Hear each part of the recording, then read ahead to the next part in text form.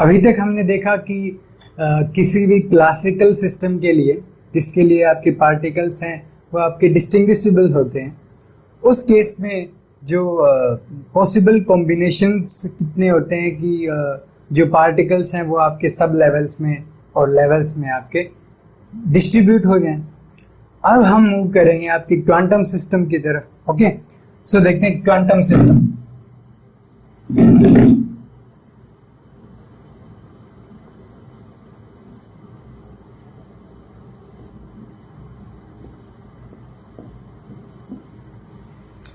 जो आपका quantum system है उसके अंदर हमारे दो तरीके के डिस्ट्रीब्यूशन आते हैं, दो तरीके के आपके यू कैन से इसकी क्लासिफिकेशन एक तरीके से क्वांटम सिस्टम का।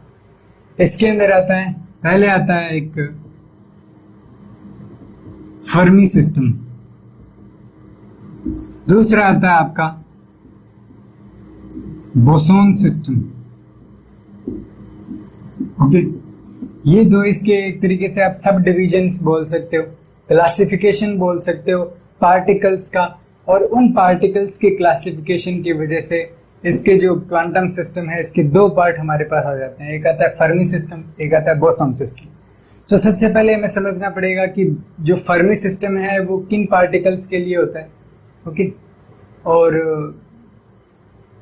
इसकी क्या क्या प्रॉपर्टीज होती हैं इन पार्टिकल्स की। वैसे ही बोसॉन सिस्टम के लिए जो बोसॉन है उनकी क्या यू कैन से प्रॉपर्टीज होती हैं। अब सबसे पहले कंसीडर करते हैं फर्मी सिस्टम। अब सबसे पहले हमें देखना पड़ेगा कि फर्मियोन क्या होते हैं। okay? फर्मियोन वे पार्टिकल्स होते हैं जिनका जो स्पिन है, जो स्पिन यू कैन से स्पिन है वो आपका हो जाता है 1/2। ओके, और या फिर आप बोल सकते हो 2n+1 divided by 2। It means half integral spin जिनका होता है जिन पार्टिकल्स का, वो आपके फर्मी पार्टिकल्स होते हैं। ओके, इसके एग्जांपल आते हैं आपके इलेक्ट्रॉन है, प्रोटॉन है। ओके, और इसमें आ जाता है आपका एक म्यूऑन है। ओके, और पायोन है। इस तरीके से आप बोल सकते हो कि जिनके हाफ इंटीग्रल स्पिन होते हैं ना, वो सारे पार्टिकल आपके फर्मियोन्स होते हैं। ओके, अब आगे बात करते हैं बोसॉन्स की, कि बोसॉन्स क्या होते हैं। बोसॉन्स वो पार्टिकल होते हैं जिनका जो स्पिन है वो एक इंटीग्रल स्पिन होता है, यू कैन से 2n प्लस एक इंटीग्रल स्पिन होता है n, जो कि हो सकता है आपका 0, 1, 2, 3। ओके, ये जिन पार्टिकल्स का स्पिन ये मिलता है, वो जो पार्टिकल होते हैं आपके, वो आपके होते हैं बोसॉन पार्टिकल। अगर इसका एग्जांपल देखूं, देन इसका जो एग्जांपल है वो आता है आपका फोटोन। ओके, और इसमें हीलियम 4 आ जाता है। ओके, इसमें आप एक लिख सकते हो हीलियम 3। ओके, और यहाँ पर सॉरी पायोन नहीं होता है, पायोन इसमें होता है, बिकॉज इसका जो स्पिन है वो आपका एक इंटीग्रल स्पिन होता है। ये तो बात आ गई कि कौन कौन से पार्टिकल आपके फर्मियोन होते हैं, कौन से बोसॉन होते हैं। अब चेक करते हैं कि इनकी प्रॉपर्टीज क्या होती हैं। ओके, सो जो फर्मियोन है उनका जो वेव फंक्शन होगा, जो इस तरीके से अपन वेव फंक्शन लिखते हैं, वो आपका होता है एंटीसिमेट्रिक। इट मीन्स वो कुछ इस तरीके का होता है, यू कैन से साइन एक्स, इस तरीके का एक यू कैन से उनका जो वेव फंक्शन है वो होता है। अगर यहाँ पर x इज इक्वल टू मैं रिप्लेस करता हूँ -x, ओके, देन जो साई है वो मेरा आपका क्या हो जाता है, नेगेटिव हो जाता है। इट मीन्स ये जो यू कैन से वेव फंक्शन है वो आपका होता है एंटीसिमेट्रिक। बट बोसॉन में क्या होता है, जो आपका साई है वो कुछ इस तरीके का होता है, यू कैन से फॉर एग्जांपल आप इस तरीके का एक वेव फंक्शन ले सकते हो। अगर आप इसमें x अगर आप रखते हो -x, देन जो आपका साई है वो आपको पॉजिटिव ही मिलेगा। इट मीन्स इसका साइन है वो चेंज नहीं हो रहा। इट मीन्स अगर आपका जो वेव फंक्शन है वो आपका एंटी सिमेट्रिक है, इट मीन्स अगर दो इंडिपेंडेंट पार्टिकल्स अगर हम लेके चलें वो एक साथ नहीं रह पाएंगे, बिकॉज वो एंटी सिमेट्रिक वेव फंक्शन है दोनों के। इट मीन्स अगर दोनों में सिमेट्री है तभी वो एक साथ रह सकते हैं। और ये जो प्रॉपर्टी ये आपकी बोसॉन में मिलती है। इट मीन्स जो वेव फंक्शन है वो सिमेट्रिक है। इट मीन्स बोसॉन्स जो हैं वो पार्टिकल्स क्या करते हैं कि यू कैन से एक दूसरे के नजदीक रहना पसंद करते हैं, ओके। जबकि जो फर्मियोन्स हैं वो ऐसा पसंद नहीं करते, ओके। जो फर्मियोन्स हैं वो एंटी सिमेट्रिक जो वेव फंक्शन है उसको रखते हैं। सो इसके साथ ही फर्मियोन्स जो हैं वो आपका जो पाउली एक्सक्लूजन जो प्रिंसिपल है उसको फॉलो करते हैं, जबकि बोसॉन्स नहीं करते, ओके। अब ये पाउली एक्सक्लूजन प्रिंसिपल क्या होता है? क्वांटम फिजिक्स में हमने देखा था कि हमारे पास 4 क्वांटम नंबर होते हैं। सबसे पहला आता है प्रिंसिपल क्वांटम नंबर, जो कि ऑर्बिटल डिसाइड करता है कि कौन सा ऑर्बिट होगा, कौन सा यू कैन से सेल होगा जिसमें जो इलेक्ट्रॉन या जो भी है अपना वो रिवॉल्व करेगा। सेकंड आता है आपका ऑर्बिटल क्वांटम नंबर, कि उसका ऑर्बिट कौन सा होगा, ओके। सब ऑर्बिट यू कैन से सब सेल बोलते हैं उसको, SPDF होते हैं वो, ओके। फिर उसके बाद होता है मैग्नेटिक क्वांटम नंबर, वो बताता है कि आपका उसमें जो मैग्नेटिक प्रॉपर्टी है वो क्या है, ओके। एक आता है स्पिन क्वांटम नंबर, जो कि उसका स्पिन बताता है कि उसका स्पिन क्या है, ओके। सो ये जो चारों जो क्वांटम नंबर हैं, अगर दो पार्टिकल्स के पास ये चारों क्वांटम नंबर सेम है, देन वो एक एनर्जी में नहीं रह सकते। इट मीन्स हम क्या कह सकते हैं कि अगर ये एक एनर्जी लेवल है E, अगर इसमें दो पार्टिकल लाई कर रहे हैं, you can say A B, then दोनों में जो 4 क्वांटम नंबर है उनमें से मिनिमम एक आपका अलग होना चाहिए, तभी दोनों एक ही एनर्जी लेवल में रह पाएंगे। इट मीन्स कि ये जो पाउली एक्सक्लूजन प्रिंसिपल है ये लिमिटेशन अप्लाई करता है पार्टिकल्स के ऊपर कि जो डिस्ट्रीब्यूशन है उसके अंदर एक एनर्जी लेवल में ज्यादा पार्टिकल्स नहीं हो सकते, ओके। सो ये इसमें फर्मियोन सिस्टम में अप्लाई होगा। अब इन दोनों सिस्टम के लिए हम चेक करते हैं कि जो डिस्ट्रीब्यूशन फंक्शन है, इट मींस कितने कॉम्बिनेशंस बन सकते हैं कि जिससे जो पार्टिकल्स हैं वो आपके जो एनर्जी लेवल्स हैं और उनके जो सब ग्रुप्स हैं उनके अंदर कैसे यू कैन से कॉम्बिनेशन बना सकते हैं, ओके। सो वो चेक करते हैं। सो सबसे पहले स्टार्ट करते हैं अपन फर्मी सिस्टम से।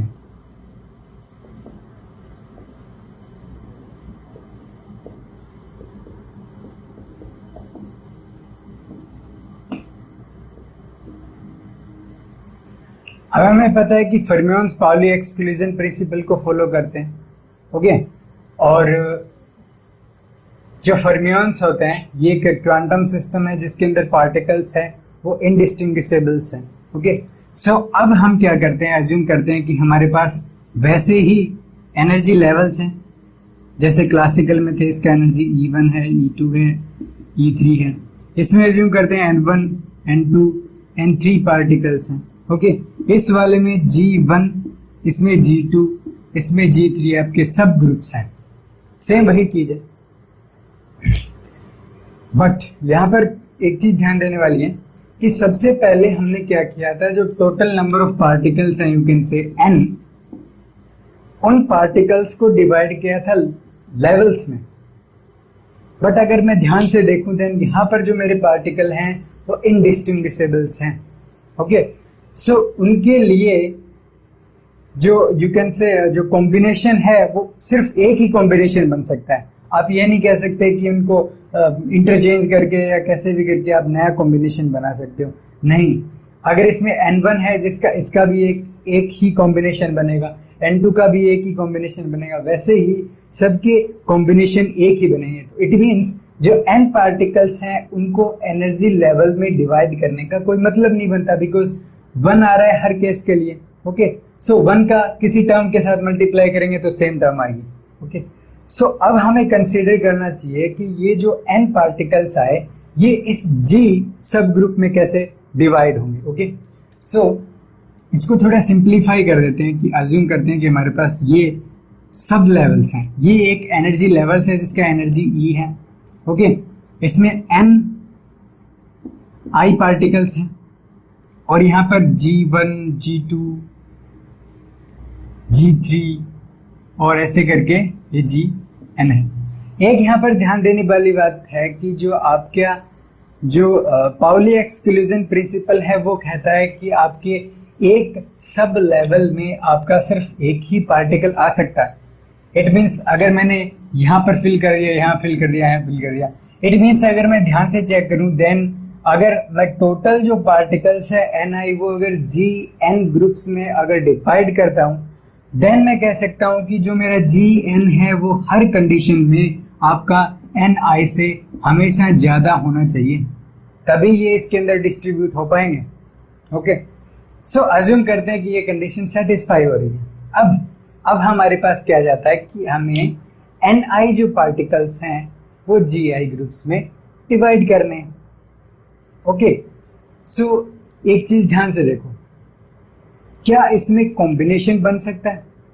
बिकॉज कॉम्बिनेशन है उसके अंदर परम्यूटेशन नहीं होता। इट मीन्स अगर ये मान लीजिए पार्टिकल्स हैं, ओके, इनमें तो परम्यूटेशन लगेगा ताकि इनको हम जो इनका ऑर्डर है वो चेंज करके एक नया कॉम्बिनेशन बना सकते हैं। बट हमें पता है कि जो कॉम्बिनेशन होता है, जो NCR होता है, वो आपका सिर्फ एप्लीकेबल होता है आपके जो पार्टिकल्स होते हैं आपके इनडिस्टिंग्विशेबल्स। और ये जो फॉर्मूला था अगर आपको याद हो, ये क्लासिकल में हमने अप्लाई किया था इन n पार्टिकल्स को इन एनर्जी लेवल्स में डिवाइड करने के लिए। तो अगर आपको पता हो कि ये जो n पार्टिकल्स हैं, ये Ni, ये जो लेवल्स हैं ये आपके इनडिस्टिंग्विशेबल्स हैं एक तरीके से।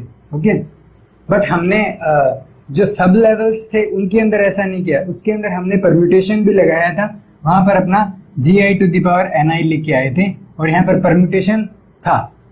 बट यहाँ पर अगर ध्यान से देखें तो यहाँ पर परम्यूटेशन नहीं लग सकता, बिकॉज पार्टिकल्स अगर अज्यूम कीजिए कुछ इस तरीके से हमने फिल कर दिए, ओके, देन इनमें परम्यूटेशन नहीं हो सकता, इनका इंटरचेंज करने से कोई नया स्टेट नहीं बनने वाला। इट मीन्स कि यहाँ पर हम कॉम्बिनेशन का फॉर्मूला अप्लाई कर सकते हैं। अगर मैं ध्यान से देखूं कि जो मेरे Gi अगर मेरे सब लेवल्स हैं, ओके, उनके अंदर मेरे को Ni पार्टिकल्स का डिस्ट्रीब्यूट करना है, देन इसके कितने कॉम्बिनेशन बन सकते हैं। तो Gi में से मेरे को कितने बॉक्सेस चाहिए, Ni बॉक्सेस, तो मैं क्या करूंगा, इनको कॉम्बिनेशन बनाऊंगा कि कितने कॉम्बिनेशन पॉसिबल हैं जो कि आपके Gn सब ग्रुप्स में आपके Ni बॉक्सेस को चूज करना है। यहाँ पर मैं तो Gi में से कितने चूज करने हैं अपने को, Ni। ओके, बट अगर मैं ध्यान से देखूं तो अपने को सभी एनर्जी लेवल्स के लिए फाइंड आउट करना है। देन अपन क्या कर सकते हैं, यहां से एक मल्टीप्लीकेशन, रिपीटेड मल्टीप्लीकेशन अप्लाई कर सकते हैं। ओके, सो अगर मैं इसको एक्सपेंड करता हूं देन जो मेरे पास जो यू कैन से फर्मी डिराक के लिए जो पॉसिबल कॉम्बिनेशंस हैं, ये मेरा पॉसिबल कॉम्बिनेशन है, या इसको आप प्रोबेबिलिटी भी बोल सकते हो एक तरीके से कि जो प्रोबेबिलिटी डिस्ट्रीब्यूशन है वो आपका कैसा होगा। इसकी जो वैल्यू है वो आपकी, अगर इसको एक्सपेंड करता हूं देन सबसे पहले तो मेरे को जो रिपीटेड मल्टीप्लीकेशन है उसका साइन लगाया, i इज इक्वल टू मेरा 1 से लेकर n तक एज्यूम कीजिए। अब यहां सबसे पहले मुझे क्या करना पड़ेगा, सबसे पहले मैं कह सकता हूं कि Gi factorial divided by Ni factorial और Gi माइनस Ni फैक्टोरियल। सो ये जो फॉर्मूला है ये मेरा डिस्क्राइब करेगा कि कैसे आपका जो डिस्ट्रीब्यूशन है वो आपके नंबर ऑफ सब ग्रुप और नंबर ऑफ जो एनर्जी लेवल्स हैं उससे कैसे इफेक्ट होगा और कितने पॉसिबल कॉम्बिनेशंस बन सकते हैं आपके फर्मी डिराक स्टैटिस्टिक्स में। ओके, और जो ये स्टैटिस्टिक्स है ओनली एप्लीकेबल है आपके फर्मियोन्स के लिए। ओके, सो सबसे पहले अपने को ये चेक करना पड़ेगा कि पार्टिकल फर्मियोन है कि बोसॉन है, उससे फिर हम डिसाइड करेंगे कि फर्मियोन लगेगा कि बोसॉन लगेगा। अब हम चेक करते हैं बोसॉन सिस्टम। हमने मैक्सवेल बोल्ट्जमैन जो स्टैटिस्टिक्स था उसके लिए, जो कि क्लासिकल सिस्टम है, उसके लिए हमने डिस्ट्रीब्यूशन फंक्शन फाइंड आउट किया। उसके बाद फिर हमने क्वांटम सिस्टम कंसिडर किया जिसमें हम फर्मी अभी कर चुके हैं। अब हम बोस-आइंस्टीन जो आपका डिस्ट्रीब्यूशन है उसके लिए अपन एक फॉर्मूला फाइंड आउट करेंगे, कितने नंबर ऑफ पॉसिबल कॉम्बिनेशंस हो सकते हैं। ओके, बोसॉन्स जो हैं वो आपके एक सिमेट्रिक वेव फंक्शन रखते हैं जिसकी वजह से उनके जो प्रॉपर्टी है वो स्टिक होने की होती है। और हम बात कर रहे हैं क्वांटम स्टैटिस्टिक्स की, तो इट मीन्स जो पार्टिकल्स हैं वो आपके इंडिस्टिंग्विशिबल हैं। ओके, सो आपका फर्क क्या आ गया मैक्सवेल में, क्लासिकल में और बोस-आइंस्टीन में? सिर्फ यही फर्क है कि जो पार्टिकल्स की जो प्रॉपर्टी है वो अलग है और सारी चीजें सब सेम है। ओके, सो यहाँ पर बोस-आइंस्टीन में हमने देखा कि जो वेव फंक्शन है वो आपका सिमेट्री प्रॉपर्टी का, इट मीन्स उसमें फर्मी जो आपका पाउली एक्सक्लूजन प्रिंसिपल है वो नहीं लगेगा। सो अब अपन करते हैं बोस-आइंस्टीन यू कैन से डिस्ट्रीब्यूशन फंक्शन। ओके, प्रोसेस वही सेम रहेगी कि हमारे पास एनर्जी लेवल्स हैं वही। ओके, इसमें N1 पार्टिकल, इसमें N2 पार्टिकल, इसमें N3 पार्टिकल, वैसे इसका एनर्जी E1, E2, E3, वैसे इसके अंदर G1 group, G2 group and G3 group. Okay, अब अगर हम ध्यान से देखें, जैसे कि हमने फर्मी जो डिस्ट्रीब्यूशन था उसमें किया था कि जो पार्टिकल्स हैं आपके वो इनडिस्टिंग्विशिबल हैं। इट मीन्स आपको n जो टोटल नंबर ऑफ पार्टिकल हैं उसके अंदर से आपको जो N1, N2, N3 पार्टिकल्स हैं इनका जो पॉसिबल कॉम्बिनेशन है वो 1 ही होगा। इट मीन्स यहाँ पर NC, N1, NC, N-N1 जो भी अपन वो करते थे, जो प्रोसीजर हमने क्लासिकल में यूज किया था, इट मीन्स यहाँ पर जो कैसे ये पार्टिकल्स डिस्ट्रीब्यूट होंगे इन एनर्जी लेवल में, उनका जो पॉसिबल केस है वो 1 है। इट मीन्स कि यहाँ पर अपने को 1 कंसीडर करने का जरूरत नहीं है वैसे। ओके, सो अब हमें सिर्फ इन जो पार्टिकल्स हैं n, इनको सिर्फ इन GI सब ग्रुप्स में डिवाइड करना है, इतने ही कॉम्बिनेशन निकालने हैं। ओके, अगर जो कॉम्बिनेशन आया वो हमारा जो डिस्ट्रीब्यूशन फंक्शन के लिए जो फॉर्मूला है वो आ जाएगा। सो अब हमें इसको समझने के लिए क्या करते हैं कि सबसे पहले एक सिस्टम कंसीडर करते हैं। फॉर एग्जांपल यहां पर हम 3 ट्रायंगल लेके चलेंगे। ओके, और एज्यूम कीजिए 4 हमारे पास स्क्वायर्स हैं। ओके, ये जस्ट सिर्फ समझने के लिए है कि इसका यूज कैसे करेंगे, बिकॉज अब तो हमें सिर्फ क्या है, जो पार्टिकल्स है उनको सब ग्रुप में डिवाइड करना है। कंडीशन ये है कि उसमें कोई लिमिटेशन नहीं है किसी भी आपके लेवल में नंबर ऑफ पार्टिकल्स का।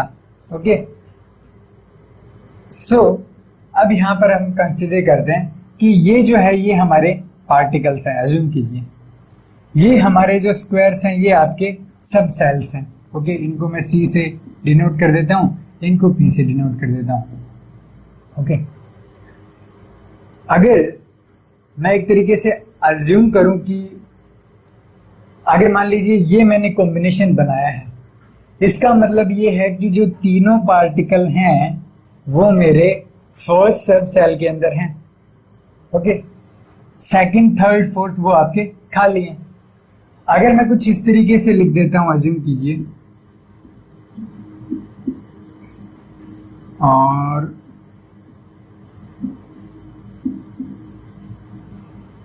सॉरी यहां पर इसको कम कर दीजिए, और यहाँ पर ये रहा। इसका क्या मतलब हुआ? फर्स्ट में पार्टिकल नहीं है, सेकंड में पार्टिकल है, एक है, थर्ड में पार्टिकल दो है, फोर्थ में पार्टिकल नहीं है। ओके, सो इस तरीके से मैं एक रिप्रेजेंटेशन अज्यूम करता हूं। एक चीज आती है कि अगर मैं ये जो पार्टिकल्स हैं इनको अगर लास्ट से बाहर निकाल दूं, अज्यूम कीजिए कि मैंने कुछ इस तरीके का एक सिस्टम बनाया जिसमें एक जो आपका ट्रायंगल है वो आपका जैसे एक नहीं कुछ पार्टिकल्स यहां आ गए। इट मीन्स ये तो फर्स्ट में आ गया, सेकंड खाली है, थर्ड खाली है, फोर्थ खाली है। अब इन पार्टिकल्स का क्या भाई? ये तो हमने डिस्ट्रीब्यूट ही नहीं किए। ओके, इट मीन्स हमें स्पेसिफाई करना पड़ेगा कि जो पार्टिकल्स हैं वो लास्ट वाले बॉक्स के इसी साइड रहें। इस साइड कोई भी पार्टिकल नहीं रहना चाहिए। यहां पार्टिकल रह सकते हैं, सारे भी रह सकते हैं, बट इस वाली साइड कोई भी पार्टिकल नहीं आना चाहिए। ओके, सो अब हम हमारे सिस्टम की तरफ मूव करेंगे और हम देखेंगे कि ऐसा अगर सिस्टम है तो उसको कैसे अपन यू कैन से सॉल्व करेंगे उसकी प्रॉब्लम को। ओके, यहां पर अगर मैं चेक करूं देन मेरे क्या है, 3 तो मेरे पार्टिकल हैं, 4 मेरे सब सेल्स हैं।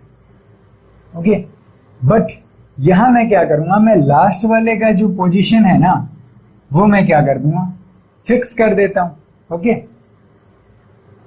सो लास्ट वाले का पोजीशन अगर फिक्स करता हूं देन ये जो 3 पार्टिकल्स हैं इनको मुझे इन 3 पार्टिकल्स में ही क्या करना पड़ेगा, इनका कॉम्बिनेशन बनाना पड़ेगा जितने कॉम्बिनेशंस पॉसिबल हैं। ओके, सो इन 3 का इनके साथ कितने कॉम्बिनेशंस बन सकते हैं। ओके, सो एक प्रोबेबिलिटी में हम एक चीज पढ़ते हैं कि अगर अज्यूम कीजिए हमारे पास 5 रेड बॉल हैं, ओके, 3 आपकी व्हाइट बॉल है। सो इनमें जो पॉसिबल आपके कॉम्बिनेशंस होते हैं ना वो कितने होंगे, 5 + 3 कितना हो गया, 8। अब 8 फैक्टोरियल तो इनमें टोटल कितने कॉम्बिनेशंस बन सकते हैं। ओके, बट हमें पता है कि रेड बॉल्स हैं वो सारी एक जैसी हैं। इट मीन्स इसका हम डिवाइड करते थे 5 फैक्टोरियल, इसी में 3 फैक्टोरियल का डिवाइड करते थे। इट मीन्स जितने नंबर ऑफ जो आपकी सेम है वो चीजें आप डिनोमिनेटर में उनका फैक्टोरियल करके डिवाइड कर देते थे। ओके, यहां भी हम वैसा ही करेंगे। इसका पोजीशन तो स्पेसिफाई कर दिया, बची ये चीजें। ओके, ये कितना आ गया, ये 3 है, ये कितना है, 3 है, तो 3 3 कितना हो गया, 6। ओके, डिवाइडेड बाय, अब यहां पर देखिए ये भी 3 है, ये भी 3 है। It means 3 factorial 3 factorial. इतने जो पॉसिबल कॉम्बिनेशंस हैं वो हमारे बन सकते हैं इसमें, सॉरी 6 फैक्टोरियल। इतने पॉसिबल कॉम्बिनेशंस बन सकते हैं इतने ऑब्जेक्ट से। इट मीन्स यहां मैंने क्या किया, इसको फिक्स कर दिया बिकॉज इसके बाहर कुछ नहीं हो सकता, इसके आएगा तो इधर ही आएगा। इट मीन्स कि मैं क्या करूं, इसको एक तरीके से नेग्लेक्ट ही कर दूं तो कोई फर्क नहीं पड़ता, बिकॉज जो कॉम्बिनेशन है वो तो इनमें ही बनने वाला है जितने भी आप कॉम्बिनेशन बनाओगे। ओके, अब हम मूव करते हैं हमारे सिस्टम की तरफ, देखते हैं कि उसको हम कैसे सोल्व करेंगे। ओके, अब यहां पर भी वही चीज यूज करने वाले हैं अपन कि अज्यूम कीजिए ये जो स्क्वायर्स हैं वो अपने सब सेल्स हैं। ओके, ये अज्यूम करते हैं कि ये जो सब सेल्स हैं इनका जो नंबर है वो GI है। ओके, यहां पर ये जो हमारे हैं पार्टिकल्स, ओके, ये अज्यूम करते हैं अपन NI है। अब जो NI पार्टिकल्स हैं उनको GI सब सेल्स में अपने को डिस्ट्रीब्यूट करना है। ओके, बट कंडीशन ये है कि यहाँ कोई पार्टिकल नहीं आना चाहिए। इसके लिए अपन क्या करेंगे कि इसका जो पोजीशन था उसको स्पेसिफाई कर देंगे। अब कॉम्बिनेशन कितने में बनाना है, NI तो पार्टिकल है बट GI में से एक क्या हो गया, हमने कम कर दिया। इट मीन्स अब हमारे पास पार्टिकल हैं NI, ओके, एंड GI -1। अब इतने हमारे पास कॉम्बिनेशंस रह गए, ये है सेल्स और ये है हमारे पार्टिकल्स। अब इनको कैसे कॉम्बिनेशन इनका बना सकते हैं, जस्ट क्या करेंगे, दोनों को ऐड करो, कितने हैं Ni प्लस Gi-1, ओके, इनका फैक्टोरियल करो, ओके, डिवाइडेड बाई, अब ये तो कितना आ गया, ये सभी का कॉम्बिनेशन है, बट हमें पता है कि Ni है वो सारे एक जैसे हैं, Gi-1 एक जैसे हैं, इट मीन्स मैं क्या कर सकता हूँ, डिवाइड कर सकता हूँ Ni इंटू आपका Gi-1 इसका फैक्टोरियल और इसका भी यहाँ पर फैक्टोरियल है। इट मीन्स ये जो आ गया, ये मेरा जो डिस्ट्रीब्यूशन फंक्शन है आपका बोस-आइंस्टाइन के केस में वो आ जाता है। ओके, सो यहां से अगर मुझे नंबर ऑफ पार्टिकल पता है, नंबर ऑफ आपका जो आपका सब सेल्स हैं वो पता है, ओके, सो मैं निकाल सकता हूं कि कितने कॉम्बिनेशन बन सकते हैं। अब ये तो हो गया सिंगल के लिए कि सिंगल एनर्जी लेवल्स के लिए, ओके, बट हमें पता है कि यहाँ पर हमारे पास कितने हैं, बहुत सारे एनर्जी लेवल्स है, देन अपन इसका रिपीटेड मल्टीप्लीकेशन है उसको कर देते हैं। ये साइन है इसका, I इज इक्वल टू कितना है, 1 से लेकर n तक चला जाएगा, ये आपका बोस-आइंस्टाइन के लिए जो डिस्ट्रीब्यूशन फंक्शन है वो आ जाता है। ओके, आई थिंक बहुत अच्छे से समझ आ गया होगा कि कैसे।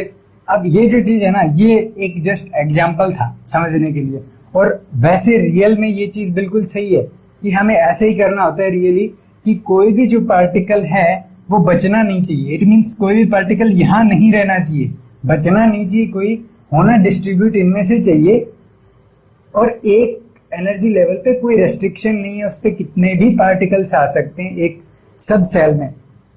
ओके, सो इस तरीके से हमने जो बोस-आइंस्टाइन के लिए जो डिस्ट्रीब्यूशन फंक्शन था वो हमने फाइंड आउट कर लिया। ओके।